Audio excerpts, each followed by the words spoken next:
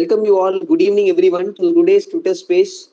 Data points to check and process to follow in option trading. So today's speaker is Mr. Sakit sir. He is a co-founder of Optionables.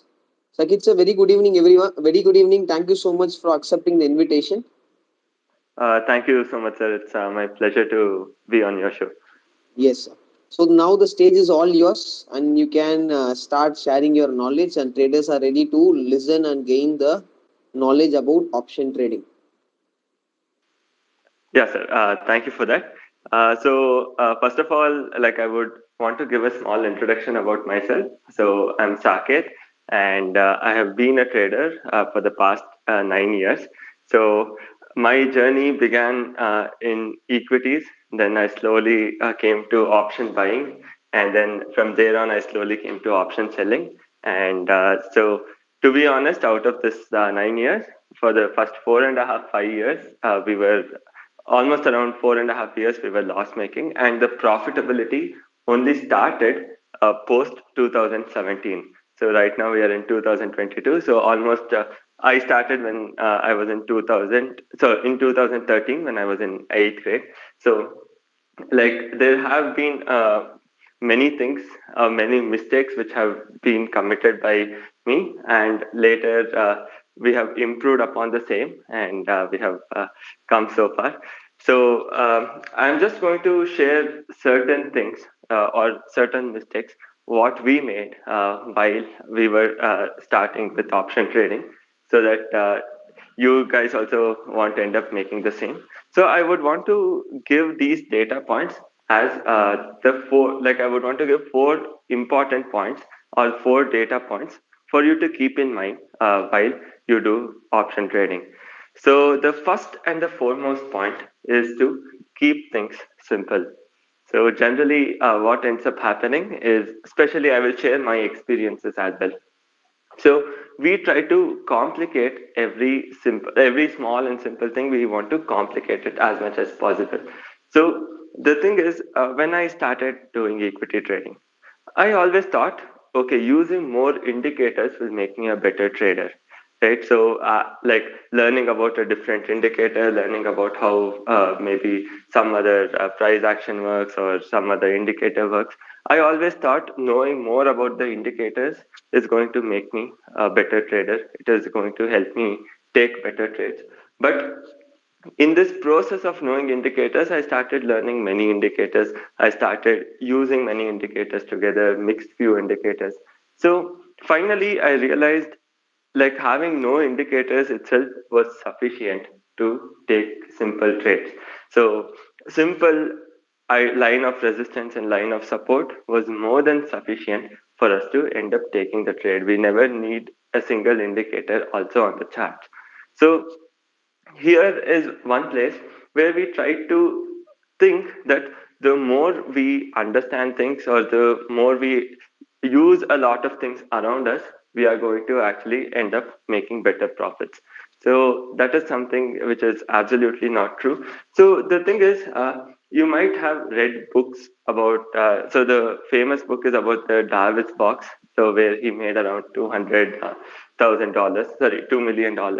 So the thing is, there he just used a single indicator. So similarly, there are many instances where traders have just used one indicator, but they would have mastered the same indicator instead of trying to use multiple things, learn about everything, and try to use bit of everything in their trades. So we can make it as simple as possible. So one more example would be something like your simple option straddle. So let's say when you end up doing a short straddle, so many times what ends up happening is they don't keep the trade simple and plain vanilla. What they try to do as the market starts to go against them, so you can simply do one or two adjustments. If the trade is not going in favor of you, you can just come out, and it's absolutely okay to take the loss. But what ends up happening, so we have made this mistake many times. So in our mind, our idea was, okay, you keep on adjusting the trade till you come to profits. So this is a very stupid idea. You don't have to try to win every single battle. So you can only win the battle where you can get a comfortable victory. On the other battles where you are not so comfortable, it's okay as long as you don't die, right? So with the same idea, so you can just do simple one or two adjustments. If it is not working still, come out of the trade and take one more trade. So we have made this mistake many times, where we end up taking a trade and keep on adjusting it for no reason. So one simple example is during November 2020, when the market was recovering. So there was also this US elections in November. I think November 4th, the election result came out, right? So we had done December 11,000 short straddle. So with 11,000 short straddle we had done, and the market started moving higher towards 11,500, 11,600. So our break even was close to around 12,000 and 10,000. So we had collected 1,000 points in this December end straddle. So market came towards 12,000. The easiest way for us would have been just to, like, instead of trying to keep on adjusting this trade, was to come out of the trade and see what we could have done next. But we didn't do that. What we ended up doing, we started adjusting this trade. So as the market started moving higher, we started to short additional 11,000 puts, 11,200 puts, 11,500 puts. And we thought, okay, market will somehow take some resistance at 12,000, but even that didn't happen. Market started moving further higher. So then, so we tried to use everything that what we had learned about adjustments. So then we tried to do some averaging. We started shorting 12,500 short straddles. So then we thought, okay, markets might not cross all-time high because still there was so much fear around. So how can the markets cross all-time high?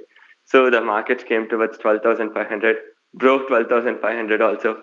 So again, we ended up shorting 12,000 puts and like created a whole mess out of that particular position, which was not even required, right? So the simplest thing what I could have done is as soon as it crossed 12,000, I could have just cut the position and then maybe taken a break for 1 or 2 days and then thought, okay, what can I do? So, okay, the market is trending upside. I can simply do a 12,500 short straddle. So this could have been the easiest way out. But then what happened? I ended up adjusting. Market went to 13,000, 13,100, 200. So I think it expired December somewhere around 13,200. In spite of trying to adjust so much, doing all kinds of adjustments possible, we ended like it was going to be much worse. So this trade ended with a loss of around 8 lakh. So if not, we had done the adjustment, it would have gone well beyond 30, 40 lakh. But we were able to restrict it to 8 lakh. But the point was it necessary? So was it necessary to spend 2.5, 3 months just to adjust this trade and come out of it? I could have exited this trade when I had a 8 lakh loss right after it broke 12,000. So this is one. So this is one example where we tried to complicate a very simple thing and gotten hit quite badly. So the most important thing is always keep your trades simple. Don't try to complicate them. And this is one thing which we do even now. Sometimes what ends up happening is like, let's say you take a position, you end up adjusting and you adjust 2 3 times. So you would have mix of so many positions. There would be a lot of positions which would be completely mixed. So I always tell, so whenever you end up in this situation, see what is your payoff graph. Okay, so you will always have a payoff graph. So see how you can achieve the same payoff graph with as less positions as possible. Because while, believe it or not, so many times you would have had so many positions, like 8 lots of a particular thing, 4 lots of a particular thing, it would be so completely messed up.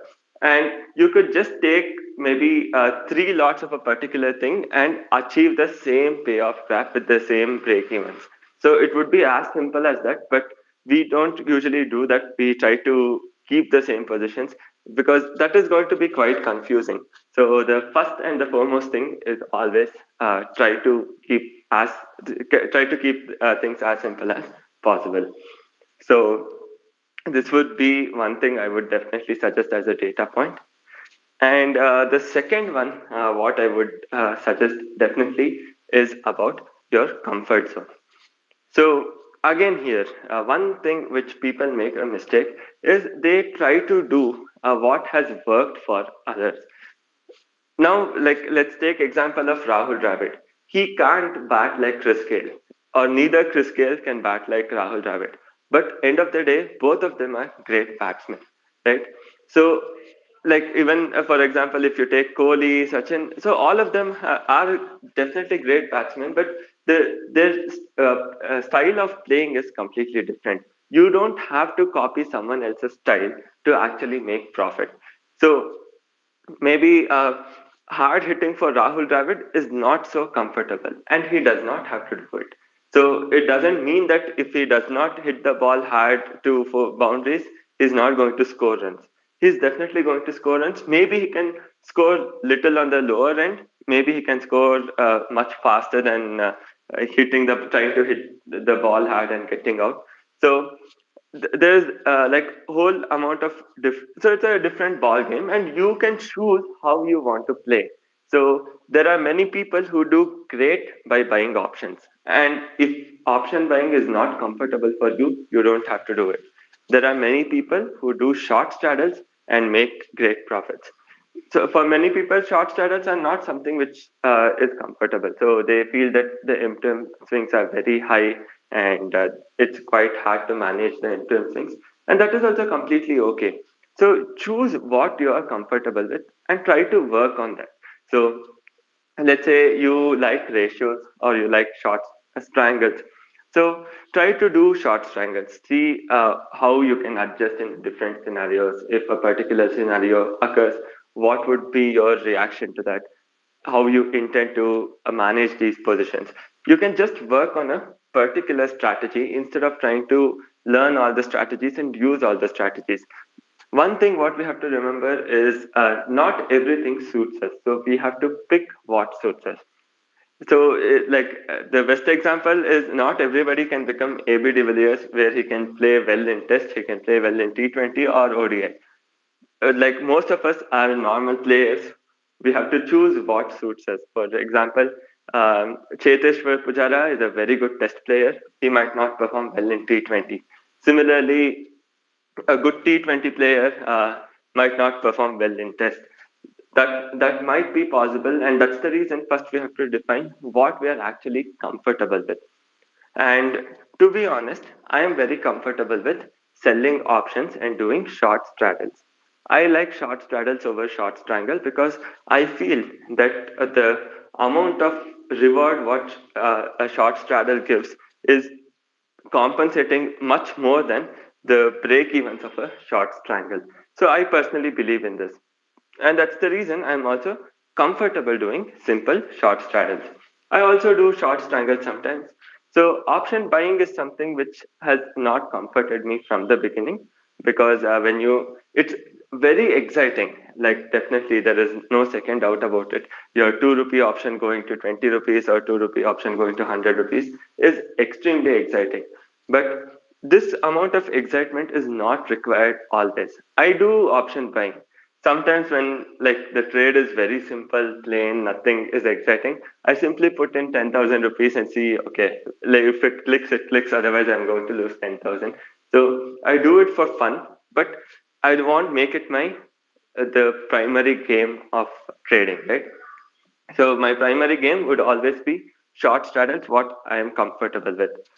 When I do short straddles, if something goes wrong, since I have done it for so many years, I know, okay, the short straddle I have done is going completely wrong. What can I do? When should I exit?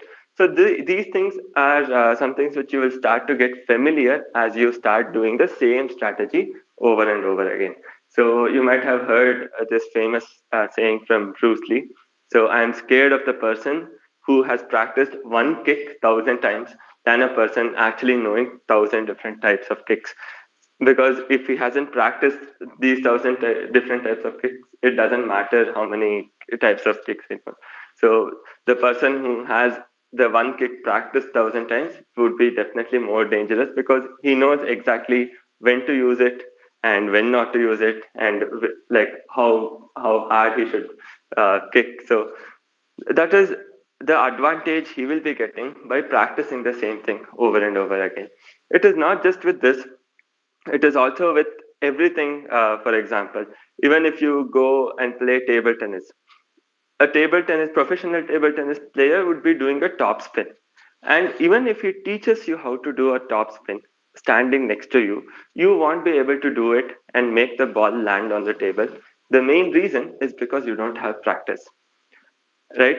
So he knows exactly at what point to hit the ball, exactly how to find the perfect timing, how to find the perfect strength or the power to hit the ball with. And all this has come to him because of his experience of doing topspin over and over again. So he would have at least done some 10,000 topspins in his life. And he knows exactly how to hit the topspin so that it lands on the table. And we are only going to know it as we start to do it. So the more topspins we do, we are going to practice and learn more. And we will also get the hang of it as to when exactly to use it and how to, like, what power we should use or what should be the timing. So the main thing what I'm trying to tell you here is that even if somebody teaches you a short straddle or a short strangle, and let's say you're not, one is definitely practice, and after you practice, if you're not comfortable with it, you don't have to use it. So you can find your niche. So what is your niche? Let's say for many people it is ratios. Many people like ratios. Many people like long-term options. They don't like weekly options. Everything works well. And recently, I had also been to this Traders Carnival. There, it's so amazing that you see so many people, and all of them are having contrary views. Like, for example, there was this person who ended up selling the option, and there was this person on the same table who ended up buying the option, and they were doing live trading in Traders Carnival. They ended up buying and selling the same option, completely opposite views, and both made money. And this is just brilliance. Like, how can you make money from the same contract where one person has sold, one person has bought, and both have made money? How is it possible? It is their skill. In the sense, when I say skill, they know exactly when to enter, they know exactly when to come out, they know exactly when to take the stop loss. Because it is definitely not easy to make the, like, both of them making money from the same strike at the same time taking opposite positions, right? So that means they know their game so well that obviously even the market has gone, it would have gone against one person at one point of time at least, and he knows that even if that has happened, he knows how to come back to profits. So one was a scalper and one more was a simple short seller, and both ended up making very good profits. So the main idea of the point is to make sure that whatever comforts you the most, that is what you're going to do.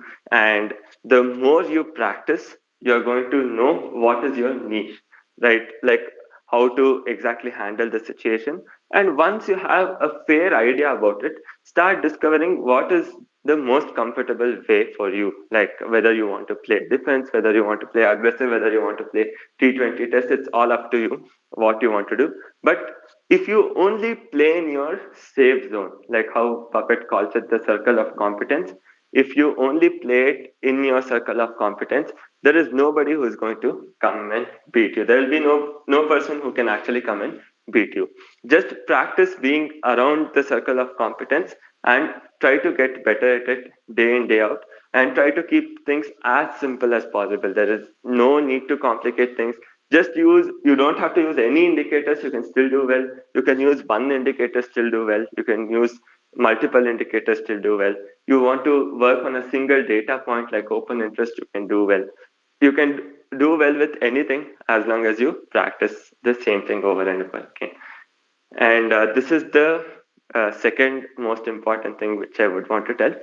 Apart from this, I have the last two more points, and I would be telling a lot of examples here as well, where we made the mistake and we have paid the price for the same. And the third, and I would say the very most important thing in this conversation would be about position sizing.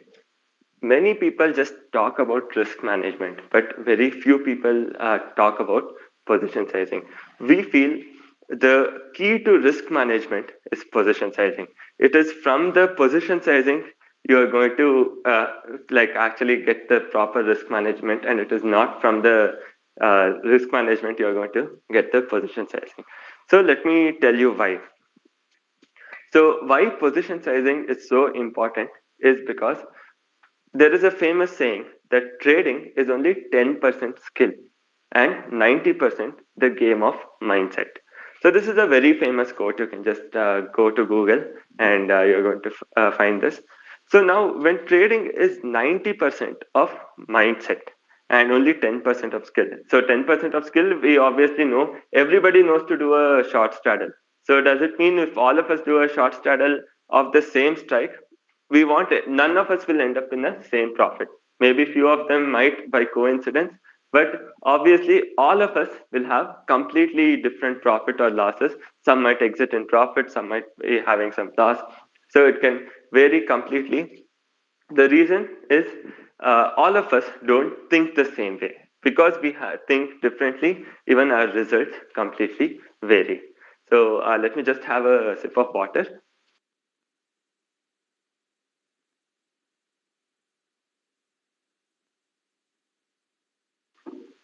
Yeah. So coming back to this, it's only about the mindset and how to keep your mind calm, and how to keep your mind in balance is to make sure that the trade does not affect your mind. Very simple question I would ask you is, let's say you have 1,000 rupees with you, right? And I come and take away 10 rupees from you. You wouldn't bother that much. It wouldn't affect you so much. 1,000 rupees is all you have. I come and take 10 rupees from you. So it is not going to bother you a lot because you still have 990 rupees with you. And you might not even maybe come and try to catch me and get that 10 rupees from you. You're like, okay, let it go. I still have 990. So I'll just keep this. But if I snatch 900 rupees from you and leave you only with 100 rupees, then the reaction what you're going to give is completely different. Why? Because now I have taken 90% of what you have, and you are just not able to accept it that somebody just snatched it from you and ran away, right? So, what would be your reaction? You would try to run and you would try to catch me and get that 900 back at any cost. So, that would be the most likely reaction. And you wouldn't say, okay, I'll just let it go. You can see that the same effect of me taking money, whether it's 10 rupees or 900 rupees, will make you think differently, will make you react differently, will make you behave differently, because it's all about the mind. Now, if you remove your emotions from money, so let's say this money was just a piece of paper, right? So money didn't have any value and it was just a piece of plain paper. Now, let's say I steal a piece of paper on which there was 10 rupees written, and I steal a piece of paper on which 900 rupees was written, right? So it wouldn't affect you in any way. So you wouldn't even bother, like, let him take and run. I will take. Who will go behind chasing him for a piece of paper? I will just tear one more and write it. So here you haven't. The thing is, this is what is going to happen if you detach yourself completely from money. So if you just look at money from numbers, money as numbers, and not really something like the monetary value. So this is what is going to happen. But unfortunately, as traders, this is how we should have our opinion on money. That is, we have to attach as less emotions as possible towards money. But unfortunately, we are human beings, and that is definitely not so easily possible. So we will definitely have some emotions attached to money, which is going to help us think differently, act differently, and behave differently. And the thing is, as you saw in this example of me snatching 10 rupees or 900 rupees. The only thing that differed was the size. So the lesser the quantum, the lesser emotion you had attached towards the money. So the more the quantum, the more emotions you attach towards the money, right? So it is also quite straightforward. I would say it is pretty straightforward that in which you would have reacted more sanely. It is definitely not the second one. In second one, you would definitely not be sane. You would go insane because you had 1,000. I have taken 900. You're like, oh, what the hell? Like I have to get it somehow. What to do? I don't know. So all this comes when so I wouldn't say position size in this, but in trading it would be position size. So when the quantum increases well beyond what you can manage or what is acceptable to you, your reactions or your mind goes for a toss. And that's the reason having your position size low is going to make you so much better as a trader. You have no idea. And I will give you my personal experience regarding the same. Lot of experiences with regards to position size. And like it's insane how just reducing your position size to half is going to increase your performance multifold. You won't even believe how it is going to happen, right? So let me just give you one simple example, which actually happened to us during this last year, 2021, right? So what happened is like many people might already know the story.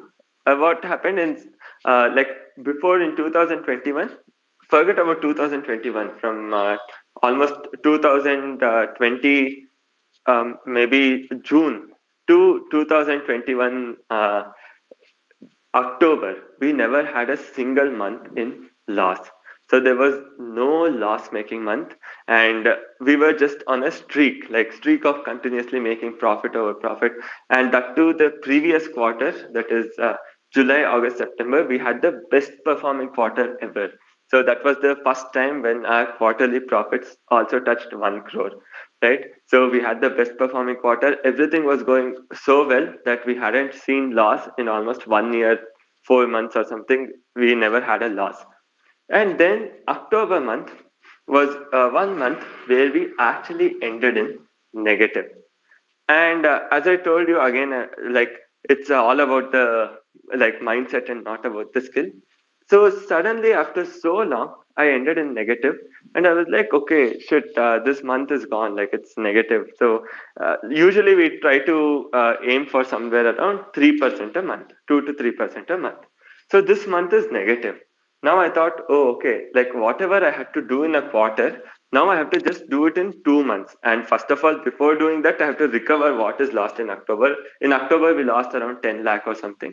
So we have to recover what is lost in October and try to do better in the remaining 2 months. So after that, what we ended up doing, what is the most ideal way I can actually try to recover it soon? Now, let's say every time I go 100 quantity, I make 100 rupees. Now, if I want to make 200 rupees, what is the most ideal way? Increase the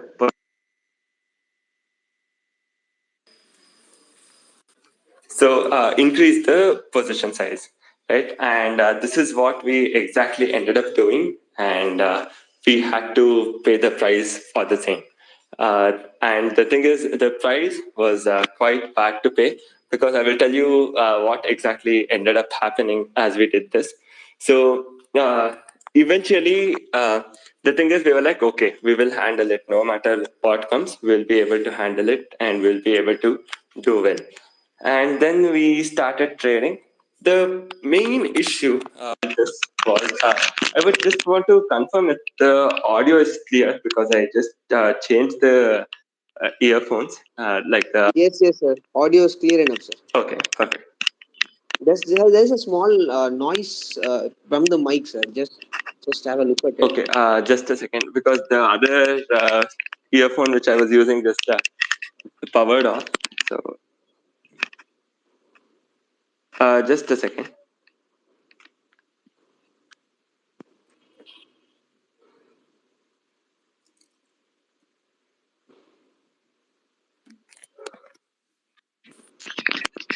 Is it better now? Yes, sir. Better now. Well and good, sir. Okay. So yeah, as I was telling, we thought, okay, we can manage this position. There is no issue at all, and we started trading. The issue was, without realizing, the MTM swings was affecting our mind. So now imagine, from all these time, let's say I have traded for like, as I told you, like we traded for close to 14 months, 15 months without loss. From all these times, we were used to swings of say around 4 lakh, 3 lakh MTM swings. We were quite okay. Now I have increased my position size. That means the swings are not going to be the same. So now the swing started to look something like 7 lakh, 8 lakh, 7.5 lakh. So it was never comfortable. And I was not realizing the problem was the position size. I always assumed that I'm not trading well. And as soon as the market moved 4 lakh, so the thing is, the only loss I had seen up until then, the usual MTM swing was around 4 lakh. The moment we reached 5 lakh, 5.5 lakh, we quickly started to adjust the position. So when should we actually have adjusted? When we reach 8 lakh or 9 lakh, because we have increased our position size. But we started adjusting for 4.5, 5 lakh. So after adjustment, the market used to come back and our trade used to completely go for a toss. And this happened over and over again. We weren't realizing what mistake are we doing, because the market is moving against us. We are adjusting and the market comes back, everything. And we used to blame the market. It's market has become too volatile. I can't handle. It's because of this volatile market we are not making money. So the thing is, the problem is never the market. If you can't make money, you always blame the market, saying that market is volatile, market is that, market is this. The problem is always about you. You can make money in any kind of market as long as you have your psychology in place, right? So the thing is, this went on. November month passed, we didn't make any return, and December month passed, we hardly made somewhere around 7 lakh return, and the entire quarter ended with negative 3 lakh. And we ended with positive, but after like 1 or 2 lakh, after charges of some 5 6 lakh, we ended with negative 3 lakh. So we couldn't understand what exactly is happening, like how is it going wrong, because we are doing all these days, we had done the same adjustment, same kind of adjustment, everything was going well. From October month, how did the things change suddenly? Actually nothing had changed except for our psychology, except for our position size. So now the thing is, we were adjusting the trades well before it was required, because the MTM had crossed 4.5 5 lakh. It was not necessary, and we were never used to seeing MTMs well over 10 lakh a day. So that was a very, very rare occasion which used to pop up where we had seen an MTM more than 10 lakh a day. And because of increasing the position size, that had become more common, or I would say it was more often occurrence that we would see MTM always cross 10 lakh a day. And this completely messed up the psychology, because now almost for close to around 90 days you haven't made any profit. And 3 months back you thought you were the best trader, there's nothing good which is going to stop you, you had made 14 months, 15 months of continuous return. But suddenly you realize that nothing is working in your favor. 3 months you have generated zero returns. And then January also we continued with the same position size, and January went for even worse. So January we ended up with a 20 lakh loss. So this was the point where like everything stopped making sense. And in the sense, for 120 days you have a negative 20 lakh return. So that in terms of percentage it might be just around 4 or 5%, but still, if you haven't done well for half a year, so then what is the whole point? Like you could have just kept it in Nifty, and Nifty would have given much better returns than what we have generated, right? So this was like the complete this was the point when we actually started to realize that the mistake is not the markets, like the mistake is us. So we are doing something wrong. We have changed something different that is actually making us lose money. So the thing is, I will tell you the biggest issue what happens when you don't make money for extended period of time, like 120 days, 150 days. The biggest issue is it breaks down your confidence so much that you start to you're scared to take a new trade. You're always scared to take a new trade because you start to feel, okay, what if this also goes wrong? My 20 lakh is going to become 22 lakh loss. So what can I do?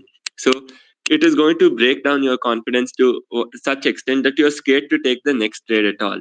And trust me, this is the worst thing that can happen to a trader, that he's not confident to take the trade at all. So then it was about slowly first bringing back the confidence and then slowly rectify the mistake. So the first thing, so it was a long process, like how we rectified the whole thing. And finally in February, so that was also the budget time, we decided, okay, it doesn't matter if we do, like, forget about this 20 lakh loss, like whatever has happened.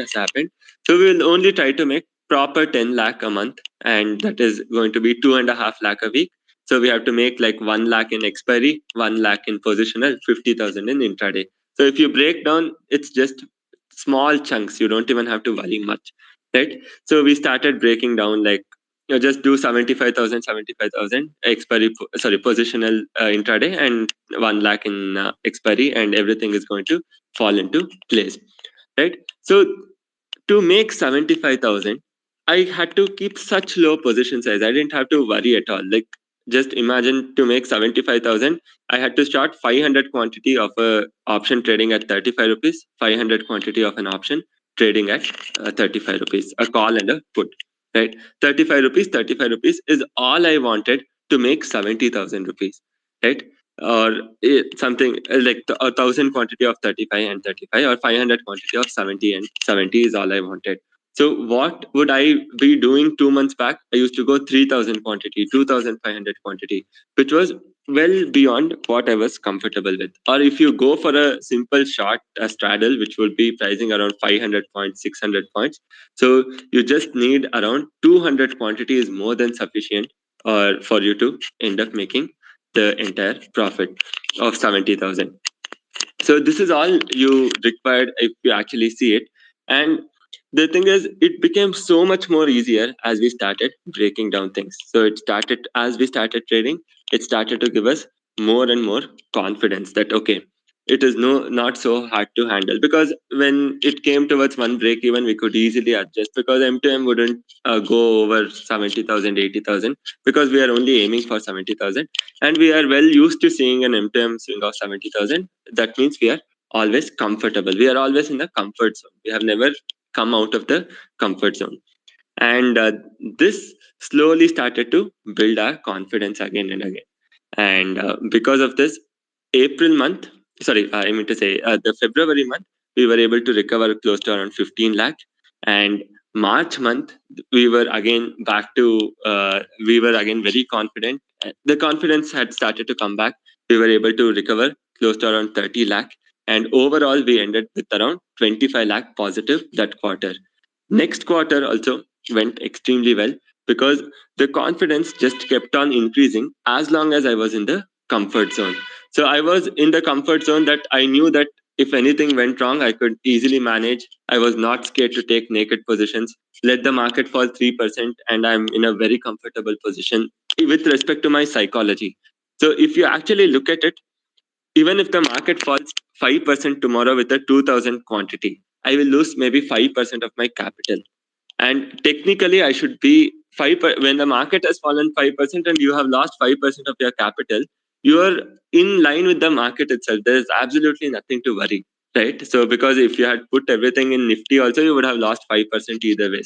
But your psychology, if it is not able to accept a loss of 25 lakh, then you will be making irrational decisions, which is going to lead you to having much higher losses. And that is one thing, with when it comes to trading, it's always about your mindset. Whatever is comfortable for your mind, so you always be in that zone, so that's when you will be performing the best. And this is about one story about position sizing. And after that, I recommend everybody to have low position size, so that you can go to sleep peacefully. It doesn't matter if China puts 10 bombs, so you can definitely sleep peacefully. Come tomorrow, even if there is a 5% gap down, you can adjust your trade. You're not going to lose, well beyond what you intend to lose. And finally, the last point which I would like to make is about risk management. So many people talk about this, but if you actually look at the math of risk management, that is completely different. Now I will give you a very simple example. So it doesn't matter whether you're an option buyer or an option seller, right? Let's take from the perspective of the option buyer. Let's say you put 100 rupees, you double your money. So you put 100, you make 200. Now you take this money, again you put in some option which is trading at 100 rupees, it goes to 200, you sell it. So again you have doubled your money. And now what you do is, okay, you're like, I will try once more. And you again take that money what you have made, put it in 100 rupee option, you double it once more. So now you have grown your money 100% three times. That is 100 plus 100 plus 100. So you have grown your money exponentially and you have done a great job. But you're not still contented. You're like, okay, let me do something more. And you end up taking one more option at 100 rupees and it ends up falling to 90 rupees. Now, the thing is, if you do a simple math, so you're going to get 100 plus 100 plus 100 minus 90. So, if you maybe go and ask a school kid what would be your return, he would tell you that your return is going to be 210%, 100 plus 100 plus 100 minus 90.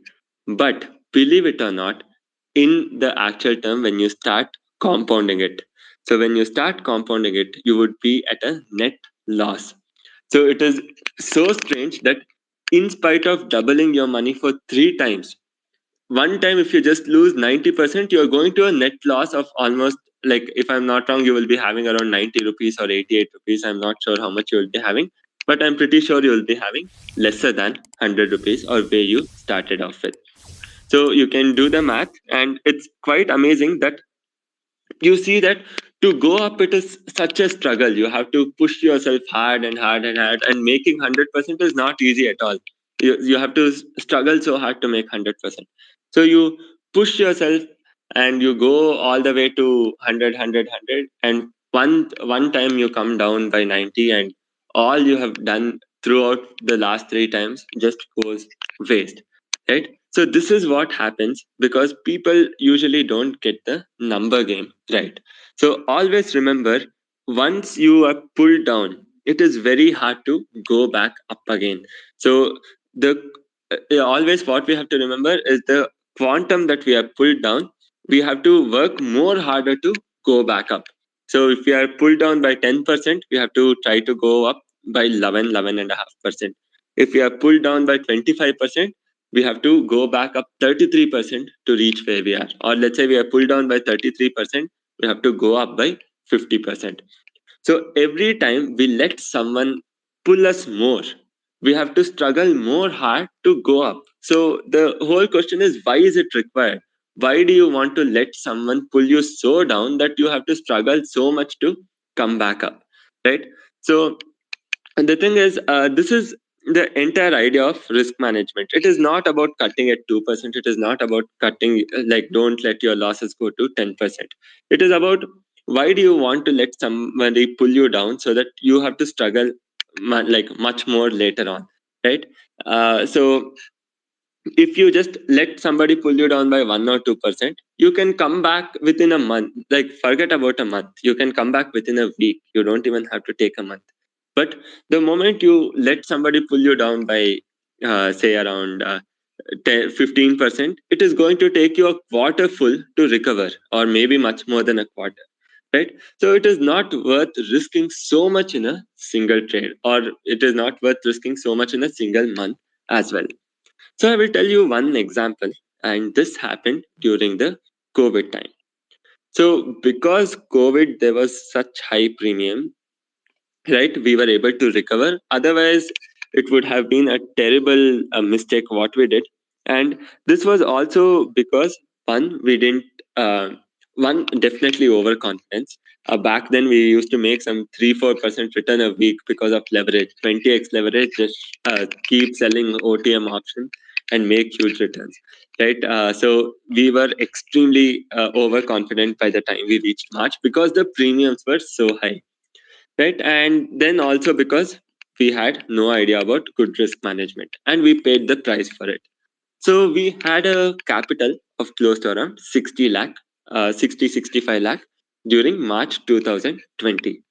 So that was the capital what we were working with.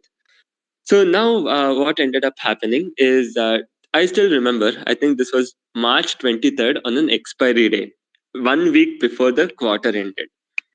So we are trading. So the market opened somewhere around 3% gap down. So market opened around 25,000, 26,300. So somewhere around 26,300, 26,200, somewhere around that level. And then what happened? The market was already down by 2.5%, 3%. So the market started further sliding down towards the 25,700. So the market was down by 3-4% now. The issue was we were looking at the 24,000 put option. So just try to visualize the market is already down 4%. It is trading at 25,700. And I'm talking about 24,000 put option. 1,500, 1,700 points away, 1,500 to 1,700 points away. Put option is trading at a premium of close to around 60 to 70 rupees.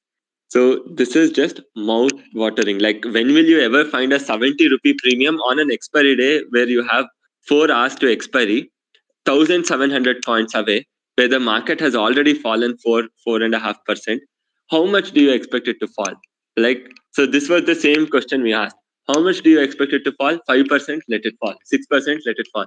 You're covered even for 10%, let it fall. You're only going to go to loss at 11%, right? You're like, okay, there is no way market is falling 11%. Anyways, if it comes to 10% only, you get circuit. So why do you have to worry about the falling of 11% and all? So then we were like, nothing is going to happen. Short how much ever you want, keep shorting.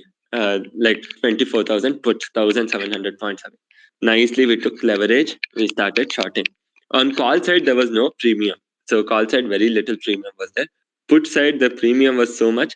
And that too, this was just 3-4 strikes where before which the option chain ended. I think the option chain ended at 23,700 or 23,600. The option chain only ended, and we were at 24,000 put option. So we couldn't even go below that, right? So then the market slowly started to slide down. It came to 25,500. We're like, 25,500 support it is going to take, bounce back. It didn't take. It further started to fall. It came to 25,000, and we were like, okay, 25,000, it is definitely going to take the support. It didn't take, and it further fell below 25,000. And we are like, okay, still 1,000 points away. Why worry? Hardly some 3 hours left. What is going to happen? Market started sliding, sliding, sliding. Because I will tell you, we didn't have experience. We had never seen market crash 10% in our entire lifetime. So I started trading from 2013. From 2013 till 20, there was not a single instance when the market fell 10% single day, right?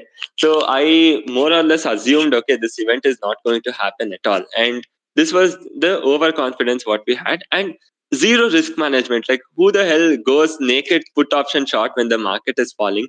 Any random call option I would have shorted, it would be ending in profit. But what I ended up doing is shorting put option. So I shorted put option. It came down, came down, came down, and once it came towards 24,300, that's when it started to hit us. The option which we have sold at 70 rupees, because in spite of the theta decay, has now gone to 140 rupees, and we are not ready to accept the loss. We are not ready to book the loss, saying that we're like, how can it come so much? Like, it is not possible for it to fall so much. There must be something happening. It will definitely bounce. Let it at least bounce little. I'm going to square it off, right? But we also assumed that at 10% there would be some circuit breaker, but we only realized that 10% circuit breaker is only for Nifty. It is not for Bank Nifty. So if Bank Nifty hits 10%, there is going to be no circuit breaker, and only if Nifty hits, there is going to be circuit breaker. So Bank Nifty had come down 10%. Nifty is only down by 7%. And our options, due to some theta, it is at least at 140. If it had fallen suddenly, it would be somewhere around 200, 300. So the market just starts coming down and it touches 24,000. And we don't know what to do. We can't accept our loss because it's a huge loss. We have never seen that so much loss in our life. So whatever we had done over the course of last 8-9 months is all gone. So we don't know what to do. Like we are just thinking what to do. It's at 24,000. Let it at least please take some support, bounce back. So we are wishing and hoping that something happens, right? And then what happens is market breaks 24,000 also and goes near 23,600. So this option, which is at 80 rupees, is now trading around 400 rupees, and we are completely out of our mind. We don't know what the hell to do, and there's 1 hour to expiry. What if it goes to 23,000? And we have already lost close to around 28, 27 lakh. So almost half of our capital is completely gone. What do we do? Like we have no clue what to do. So, and I will tell you, at that moment, your hands won't move. Like you're stuck. You can't believe right in front of you what you have done for from 2017. We are selling. What you have done for 4 years, you have just lost it on a single day. Like your hands start shivering, your mind doesn't work. You go for a complete, like you are not yourself, like you won't know what to do. And luckily at 23,600 or something, it took some support and bounced back. And as soon as it bounced back, I didn't see what my MTM was. Nothing. I'm like, okay, it has bounced back, whatever is the price, just clear it off. We cleared it with a loss of 18 lakh. That is close to 30% of our capital, right? So the whole question was it even required? So what we made over the course of maybe 1 quarter or 2 quarters, 6 months, is all gone in a single day. 30%, 18 lakh. We maybe took more than a year to make 18 lakh, and we just lost it on a single day. The whole question was, if you look back, was it required? The answer was, it's the most stupidest thing you have done. Like you can just short any call option or just keep a stop loss at 100 rupees and you are out of it. But you didn't do that. So you paid the price. But trust me, I am so glad that it happened when our capital was less. So this lesson, this moment, I'm never going to forget, and I'm also going to make sure that I will never let this situation come to me ever again. So this happened when we had lesser capital. Maybe like today we trade with around 6 crores. Tomorrow we might trade with around 60 crores. Imagine if a similar situation had happened then. It would be much more terrible. So in a way that, like, I learned all my bad, like worst experiences we had when our capital was low. So that is one thing what I'm grateful for. But on the other hand, this is the most stupidest trade ever taken by a trader. Like who does like such a stupid thing, right? So this is one key lesson where we almost took almost close to around 5 months, or I think around 4 months, to recover what we had lost. To recover this entire 18 lakh, we took around 4 months because the premiums was high. So I think we took lesser than 4 months because the premiums were so high. We could easily come back. So that day you lost confidence, you lost everything possible, and it was a terrible night. You can't even sleep in the night. So it will just waste the next 2 days also for you thinking, what have you done? Why was it even required? But anyways, now looking back and telling the story, it feels good that we at least had this experience when like the capital was small. So this is one point about risk management. If I hadn't, if 18 lakh is 30% of the capital, just imagine this, right? So after 4 months, so March, April, May, June, July, or July or August, we recovered everything what we had lost. So since we are down by 30%, I had to recover close to around 50% to come back to normalcy. Forget about making profits, just to come back to normalcy. It took 4.5 months. Now imagine if I had just cut that trade at 2% or 2.5% and ended it there. So, and I had the same performance for the next 5 months. Then this 50%, when I had 60 lakh, 50% would have taken our capital to 90 lakh or 1 crore instead of where we were just at 60 lakh again after 4 months. So we could have just increased our returns multifold, like because suddenly from 60 lakh your capital goes to 1 crore with the same performance, but here after 5 months we are still at the same level, right? I could have increased the returns multifold just by doing a small thing, that is controlling risk. So more or less whatever we have discussed today, everything is connected. So this is the final thing, what I'm going to talk about is how you can connect all the four things. So one, staying in your comfort zone, the most important thing is, and then like keeping things simple, having right position size, and doing proper risk management. So the thing is, once you're in your comfort zone, right, so then you are only going to be in your comfort zone once you keep things simple and have low position size. So low position sizing and keeping things simple is very essential to keep yourself in the comfort zone. So when you're in the comfort zone, so your mind works the best. So when your mind is working the best, you know when to cut off the trade, you know when to stop it. So you will be at the full efficiency when like you are in your comfort zone, right? So that's the reason in trading, the simple four data points is always try to keep things as simple as possible. Remain in your comfort zone, see what suits you, practice the same thing again and again.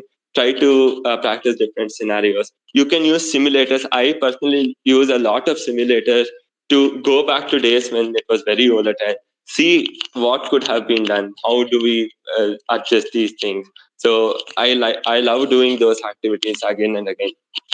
And also just focus on position sizing and risk management. So in case if you're doing straddles and losing money or strangles and losing money, just try this, cut your position by half, and you won't even believe your trading will improve so much, because as I told you the example, your psychology won't be affected so much with lesser stake or lesser thing to lose. So this was about the whole session, or the four data points what we look at option sellers.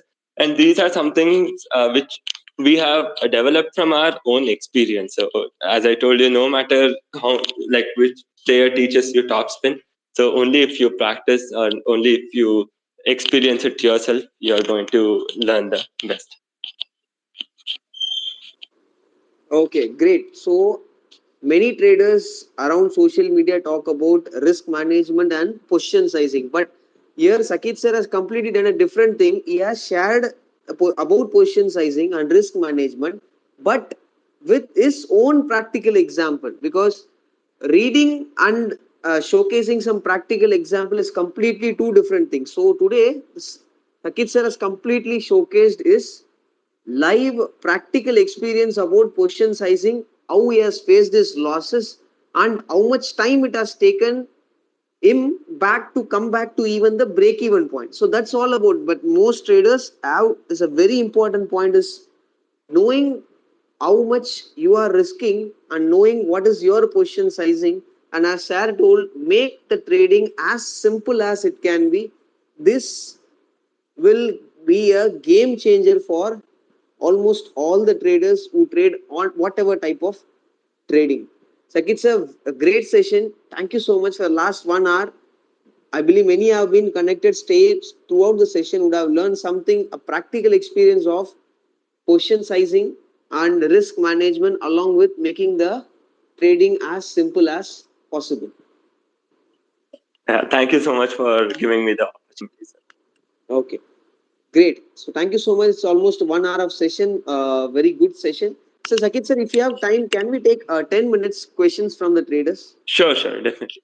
Okay. Anyone have any question? Just send me a request. I will allow you to speak, because Twitter Space has only option where you can send the request, and I can accept it, so I can allow traders to speak. You can just click on the mic option and you will have an option to send a request. Just send me the request.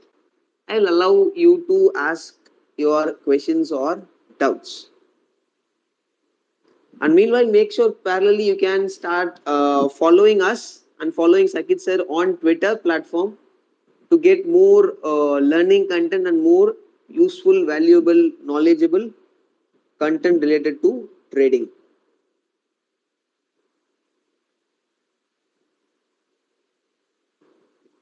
Okay, Rakesh sir, I have allowed you to speak. You can turn on your mic and you can ask your questions.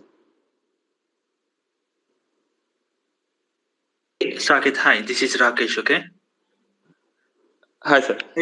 So I have a question, okay? So I was wondering, like, is it possible to be successful in trading, like options trading, just if your strength is in, like, just strategies? Because, correct me if I'm wrong, your competency is in short straddle and, some spreads, correct? So can I be can I get a successful, can I get a success in option trading only if I focus on just, couple of strategies? Will that be possible, or should I go with the assumption that we should know what we are doing and we should deploy strategies based on the market conditions? Sir, I would say that you can be very successful with only few strategies. So, for example, as I already told, like we had been to this traders carnival. Like the thing is, there I gave you an example where two people ended up taking the same strike opposite positions and both ended up making money, right? Like one was the scalper. His indicator suggested him something, and the other one was a pure option seller, so he was trying to play on theta, and both ended up making money. And like one was a buyer, he had a quick entry, he came out, and the other one just waited, and after some time theta came, and they ended up making money. So it's more about, like, since he had practiced so much of scalping, he knew when to take his exit, so he just took the exit whenever he wanted and came out. So as I told you, it's the more than the strategy, it's about the more you do it, you will know when to do it, when not to do it, and if you go wrong, what to do with the strategy. So I feel that one strategy or one or two is more than sufficient for you to make profit in the longer run. So even if you ask us now, maybe around easily 70 to 75% comes from just from straddle or strangles. So we don't use any other strategy. So only simple straddles and strangles gives more than 70 to 80% of our profits even today. Okay, thank you.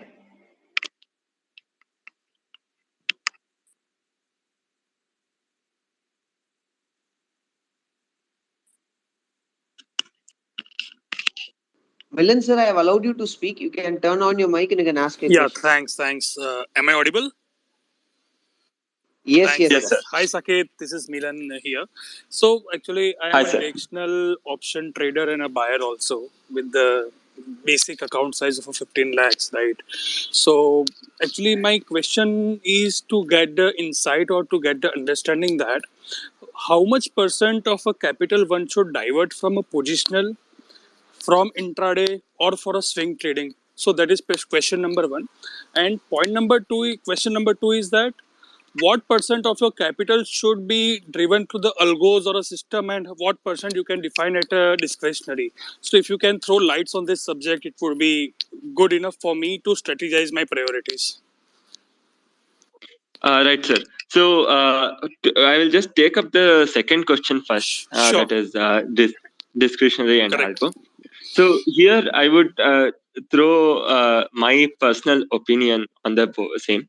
So it's about how much alpha you're able to generate in terms of discretionary is going to define most of it. Let's say the simple system what you're following is going to give you 24% per annum return, and if you are confident that with your discretionary you can cross 36%, right? So like as I already told, like we were aiming for 2.5 lakh a week, so we split it into 50,000 intraday or 75,000 intraday, 75,000 positional, 1 lakh expiry. So if you're confident that you can do it and you can achieve an alpha over here, then I would say keep discretionary more in terms of let's say, what I'll tell you what happens with discretionary, personal experience what we have faced.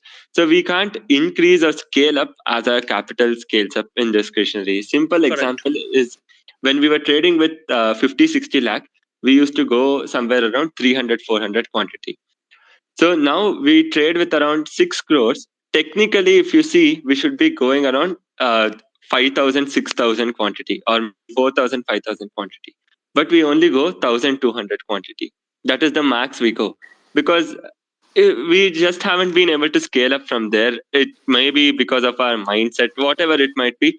So beyond a point, it's not easy to push a discretionary, and the return starts to come down on its own. So it's going to find this thing, find come towards its mean on its own. So you are going to perform the best when there is ideal amount of capital. When the capital starts to increase at a very fast rate, your performance in terms of percentage is going to go down. So now you see till what point you're able to achieve this alpha. So let's say in discretionary, you're able to make 30, 36%, system is giving you 24%. So there is going to be a time when your discretionary and system is going to give you the same return, because tomorrow, let's say today we are doing around 30 to 35% with like a discretionary, 20%, 25% with system. Correct. So tomorrow, let's say our capital doubles, automatically our discretionary will fall to 24%. And even the algo will be at 24%. Right? So beyond that, anything comes, we will be putting everything into automation itself, because it doesn't make sense anymore. If I am achieving the same returns with automation and discretionary, I rather leave everything to automation than even try to do discretionary, right? So if the incremental return, like return on the incremental capital, let's say from 6 crores we go to 10 crores, and the return on this 4 crores is going to be something like a 20% or a 18%, which I'm able to generate as a whole. Like, even though the average is going to drop from 35 to 30, the additional 4 crores might only generate a return of around 20% or 23%. Correct. So that's when the average is going to come down. So in this case, this additional 4 crores was better off in the algo or system than me trying to do discretionary. So just try to find this ideal amount of capital, what you are comfortable with achieving the alpha. Anything beyond that, just put everything into system, so you don't take the headache of just sitting and managing. Sure. Very, very detailed. Thanks for this insights. Thanks. Yeah, sir. And first question First, is, yeah. First question, we particularly do not keep separate chunks of capital for intraday, like positional or anything of that sort. So what we would rather do is, again, it would depend on our confidence level to carry a position for positional. So there we would size our position maybe with 500 quantity initially or 1,000 quantity initially, depending on how confident we are. And sometimes we might not even take intraday positions if the market is too volatile. And on some expiries, we will use the complete margin for expiry day trading. So we don't bifurcate as such. So we just go like, however, at that point, looking at the market, if we are able to come to a reasonable judgment about the trend, or reasonable judgment of what the market might look like over the course of next few hours. So then we are going to put in more capital. If we are unsure, then we are going to keep it very low itself. Got it. Perfectly got it. I have one just clarification. In a one point, you said that with the capital size of 50 lakhs, you used to sold around 300 to 400 quantities. Correct, if I'm not wrong. Yeah. So I think that is around 30% or 40% of your capital utilization, not more than that. Correct. Correct.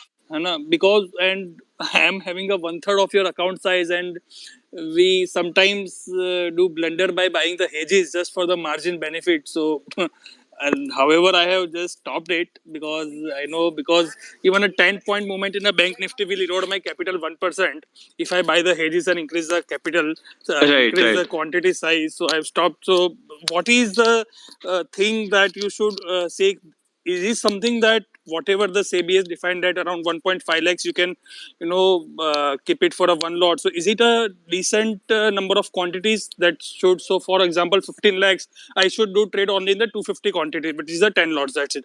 Is it something that you suggest, or should we more, conscious about that also? Actually, the thing is, to be honest, like Friday we were having this discussion in our office itself. So I Okay. was discussing with my fellow trader Ayush. So while we were having this discussion, like we were thinking. So the thing is, many times what happens is the market would have opened flat. So you will see the payoff graph. So this payoff graph is only going to give you profit as you move towards the expiry. So the market opens flat, and the market would have moved in the way you want, or whatever the case might be. If you have hedged the position, you somehow see that you wouldn't have made a lot of profit at all, because the hedges would have lost almost the equal amount the main leg has lost. Correct. So, and like I particularly prefer doing naked and having the quantity very low, so like such that so somebody was asking me what will happen if the market opens 10% lower. You are having naked, you have unlimited risk. I'm like, okay, you tell me what will happen if the market opens 10% lower. I told, like, I have 1,000 quantity or 500 quantity. If it opens 10% lower is 3,000 points, right? If it opens 3,000 points, how much is 3,000 into 500? It is close to 15 lakh, which is Correct. 3% of my capital. When the Yeah, market is losing 15%, I am very happy to lose 3%. correct. Yeah. Okay. Yeah. Fair enough. Got it. So I was just telling that there is no question of unlimited risk, because even if the market goes to down by 20%, I am very well covered. I am very happy to take the loss of that 6% whatever I get. So yeah, it's more about like when it comes to this thing, I personally prefer going naked and keeping the quantity size low, because I know for a fact that if the market opens in my favor, I'm going to get a very good decay in terms of theta. Correct. ठीक है Saket, I think very well detailed covered you both of the question. You have tried to answer me in a very detailed manner. Thanks, man. I look Thank you so forward much, to sir. hear more spaces and do conversation with you, man. Thanks, yeah. Thanks. Thank you so much. Yeah, thanks. Bye. Yeah, thank you, sir. Thank you. So, sir, one last question will be addressing from one of the trader. Yeah. It's fine, right? Sure, sir. Okay. Puneet, sir, I have allowed you to speak. You can turn on your mic and you can ask your question.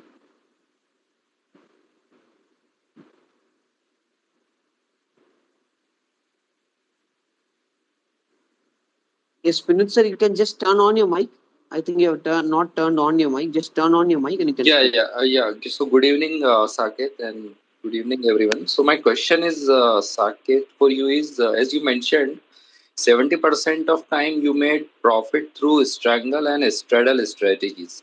So just wanted to know, I mean, how to get mastery on those two strategies, only on those two strategies with minimum capital. So is it possible? I would definitely tell yes, sir. In the sense, one thing here is that like 70% of the times we haven't made profit. So 75% of our profits is because of those two. So if you see the probability what we work with, we hardly work with a probability of 56, 57% or max to max 60%. So we don't have a probability much more than that. But where we really do well, why our returns might like go up, is because we have a good control over the risk to reward. So we don't try to lose more than 0.751% of our capital, where we try to make around 1.5% every week. So that 1:1.5 risk to reward might work in our favor in the long term, even though the probability of this thing is just around 55% and so on. So like how you can do it with one lot, as I told you, trying out on simulator, like I think we discussed this in the space as well, with like you try it out on simulator, the worst market scenarios, so you can just go back, see the chart when it was worse. So you try it out and you can very well practiced there, right? And that will give you some confidence. Okay, like I can handle these V shapes, I can come out of them with very low loss. So once that gives you confidence, just try with one lot, and I'm pretty sure over the course of next 4 or 5 weeks, if you just focus on a single strategy, it is going to give you so much more confidence. So I'm pretty sure after that, even if you are given another strategy, you would come back to this, because here is where you would have developed your comfort zone. So you might not find the same comfort with straddle. You might find more comfort with ratio spread if you actually start doing that. So what what is comfortable for you is totally up to you, depending on what kind of a trader you are. Some strategies are little aggressive, some strategies are little defensive. So end of the day, the ultimate goal is to make profit in the trade in the long run, so if not the same trade. So what suits us the best, I think we should just go for stick to that and practice that.